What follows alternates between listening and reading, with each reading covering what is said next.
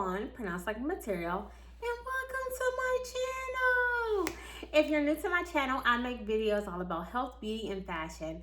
And today I'm doing a video because someone had requested that I do a video on how Black pharmacy students can find mentors, and I wanted to do a video on that. And this video can also relate to those who are also in a minority or a special population who are looking for a mentor that they can relate to a little bit more. If you're interested in watching that, keep on watching. All right, guys, you may not know, but I am a clinical pharmacist, and I'm also a professor at a pharmacy school, and I also serve as faculty with the Department of Medicine. And I too am a mentee to pharmacists, and I also serve as a mentor to pharmacy students and other pharmacists. So I just wanted to share with you guys on how you can find a mentor, and when you find that mentor, what you should be doing as a mentee. So specifically, if you are a Black pharmacy student watching this and you want to find a Black mentor, some may not know the importance of why some Black pharmacy students may be looking for Black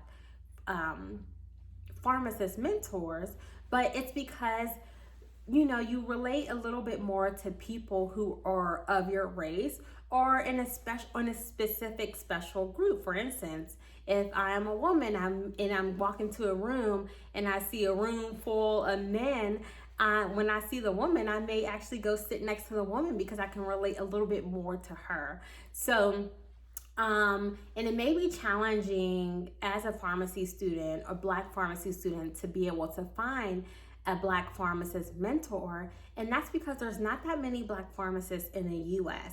So in the U.S., there's about 4.9% of pharmacists who consider themselves Black, and that is a small amount because the U.S. population of Black people in general is 13%.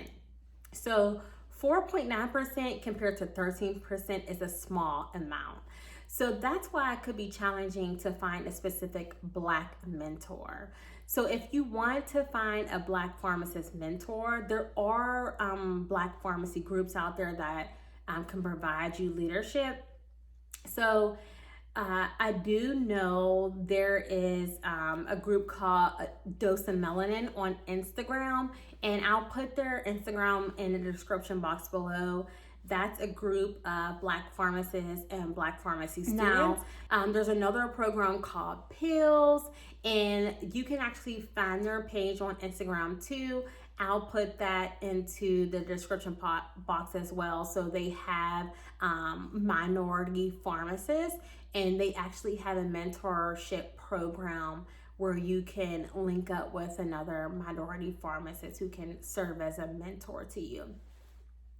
So once you find that mentor, you actually have to figure out, you actually have to know what a mentor is. So basically, a mentor is someone who has experience. So basically, somebody who has the experience that you're looking to get, and then they advise you. So they're a trusted advisor. So it's someone that you really trust and you appreciate their opinion. So if you find someone that you're interested in being your mentor, you have to first get to know them. You have to know, they have the experience that you're looking to get, and then also you trust to tell them what you want to do, in the profession. And then, also maybe if you fail a class or you didn't match to residency, is this someone that you trust to tell that information? If it's no, that may not be your mentor. But if it's yes, that might be someone who may be a great mentor for you because you trust them and you really value their opinion. Now, once you identify this person as being your mentor, they have to know that you're their mentee. So you have to ask them. You're like, would you like to be my mentor? Sometimes there are natural mentee-mentor relationships that happen. And specifically, that's when a person continues to give advice to someone. So that's basically an unsaid mentee-mentor relationship. But in the pharmacy profession, it is best to actually specifically ask that person, can you be my mentor? And then once you ask that person, can you be their mentor, they have to say yes, because sometimes they may not have time. And then you also have to let them know what your goals are. Like, what do you want to get out of pharmacy? What is your, like, what do you want to do, after pharmacy school or after residency? And once you tell that person what you want to do, they are thinking in their mind, can I help this person get to this position? For example, if I had a student that came to me and they asked me if I wanted to be their mentor, I would ask, well, what do you want to do? And if they say something like, oh, I want to go, I want to be a pharmacist in the VA system, or I want to be a pharmacist in the industry, I could give that person advice on how to get in contact with people who work in those sectors of pharmacy, but I would not be the person who can directly advise them into applying for the job, what the interview process will look like, who to speak to, what words to say, what to wear, because I'm not familiar with the a pharmaceutical industry or working at a VA system, but I know people who do, and I can put that person in connection with them, so I can give advice. But as for being a mentor to help them achieve that specific goal, I may not be the best person for the job. So if you're looking for a mentor to specifically help you achieve whatever goal, you want to think about, has this person achieved that goal that you are looking for? So if you're only looking for a mentor while in pharmacy school, you don't really know what you're going to do after pharmacy school, you just know that you want to get out of pharmacy school, like you want to make it through pharmacy school, then you can basically get mentored by any pharmacist, because they made it through pharmacy school and they can give you advice about studying and things about that. But as for if you want a specific job, like industry, or I don't know why I keep saying industry, but that's like what's on my mind right now, because I have a student who's interested in that. But critical care, if you want to do critical care, it may be ideal for you to reach out to someone who's in critical care. And then next, once you identify that person who is experienced, you trust them, and they are able to reach your goal, to help you reach your goals, you want to make sure it's someone that has a different perspective. So your mentor may say things to you or give you advice that you may not 100% agree with, but that's okay.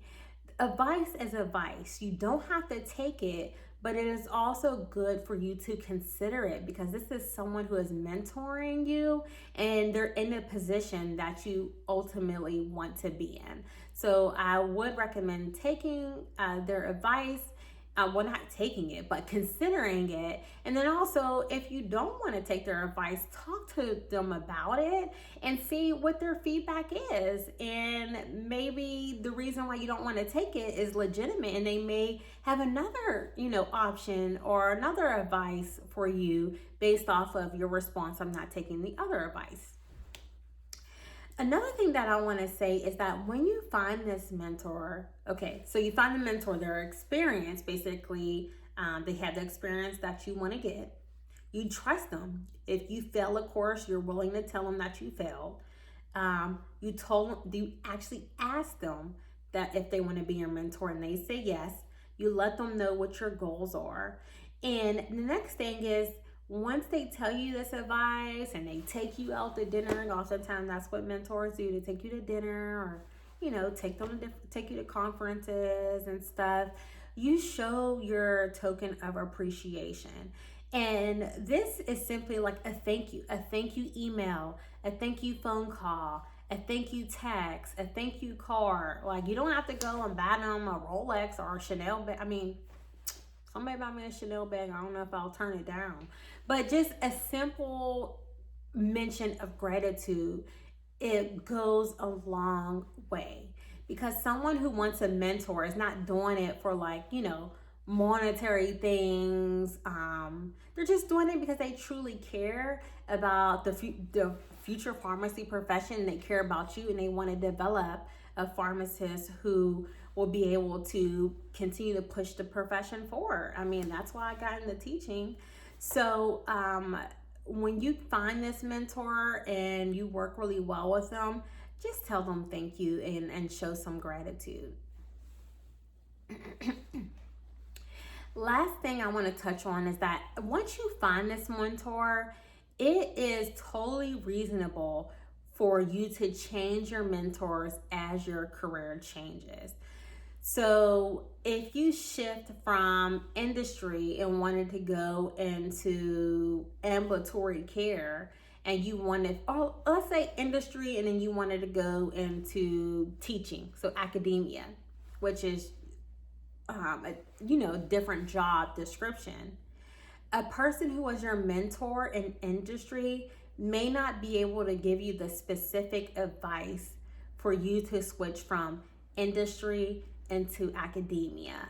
So that means that this person who was your mentor, you can let them know, I'm considering switching positions.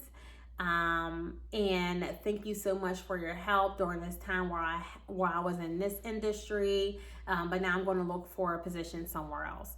And then your mentor is they're going to be fine. I mean, they may be like sad or something like that, but the mentor is going to be okay with you pursuing your dreams because they want to make sure that you reach the goals that you want to reach, not the goals they want to reach, the goals that you want to reach. That's a good mentor. So that means you have to find another mentor who is in academia. So it is totally okay to change mentors as you desire to change your profession. All right, guys, so those are my tips on how a Black pharmacy student can find a mentor, and this can apply to anyone. But if you are a Black pharmacy student and you're specifically looking for a Black pharmacist for mentorship, I'll add those Instagram handles below in the description box where you're able to find Black pharmacists. And that's all. If you guys are pharmacists out there and you have any other tips for pharmacy students or pharmacy residents on how to find a mentor, comment down below. If you like this video, please give it a thumbs up. And one last thing I have to say is that if you are a Black pharmacy student and you are unable to find a Black pharmacist as a mentor, that is okay. If you're able to find a pharmacist that is in the realm of pharmacies that you're interested in going to, or they can help you pursue your goals, and it's someone that you can trust, that is okay. And that's just realistic. For me, when I was a student, I did not have any Black pharmacists as my mentors, but I had some great mentors, and my mentors were people who were in academia. They were great. So if you had the opportunity to have a great mentor, and although they are not Black, that is okay. They can still help you reach your goals. But if you are interested, again, in finding a Black mentor specifically, I'll add those Instagrams in the description below. And that's all. Peace and love.